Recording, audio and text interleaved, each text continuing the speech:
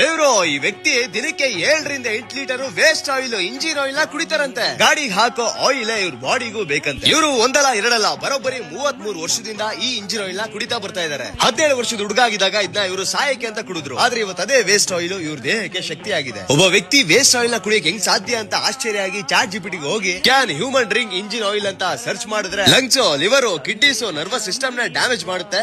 ಮತ್ತೆ ಇನ್ನು ಜಾಸ್ತಿ ಕುಡಿದ್ರೆ ಕೋಮಾಗ್ ಹೋಗ್ಬೋದು, ಇಲ್ಲ ಸಾಯ್ಲೂಬಹುದು ಅಂತ ಇದೆ. ಆದ್ರೆ ಈ ವ್ಯಕ್ತಿ ವಿಷಯದಲ್ಲಿ ಮೆಡಿಕಲ್ ಸೈನ್ಸ್ ನ ಲೆಕ್ಕಾಚಾರನೇ ಉಲ್ಟಾ ಪಲ್ಟಾ ಮಾಡಿದೆ. 33 ವರ್ಷದಿಂದ ಡೇಂಜರಸ್ ಆಗಿರೋ ಈ ವೇಸ್ಟ್ ಆಯಿಲ್ ನ ಕುಡಿತಾ ಬಂದ್ರು ಆರೋಗ್ಯವಾಗಿ ಫಿಟ್ ಅಂಡ್ ಫೈನ್ ಆಗಿ ಆಕ್ಟಿವ್ ಆಗಿ ಈ ಮನುಷ್ಯ ಇದ್ದಾರೆ. ಆ ಡೇಂಜರಸ್ ವೇಸ್ಟ್ ಆಯಿಲ್ ಜೊತೆಗೆ ಅವ್ರು ಕುಡಿಯೋದು ಟೀ ಮಾತ್ರ, ಊಟ ತಿಂಡಿ ಎಲ್ಲ ಮುಟ್ಟೋದೇ ಇಲ್ಲ. ನಮ್ಮ ಅವಲಕ್ಕಿ ಪವಲಕ್ಕಿ ಕಡೆಯಿಂದ ನಿಮ್ಗೆಲ್ಲರಿಗೂ ಒಂದು ರಿಕ್ವೆಸ್ಟ್, ಈ ವ್ಯಕ್ತಿ ನಿಮ್ಮ ಕಣ್ಣಿಗೆ ಕಾಣಿಸಿದ್ರೆ ಅವ್ರು ಕೇಳುವಂತ ಒಂದು ಸಣ್ಣ ಹೆಲ್ಪ್ ಮಾಡ್ಕೊಡಿ.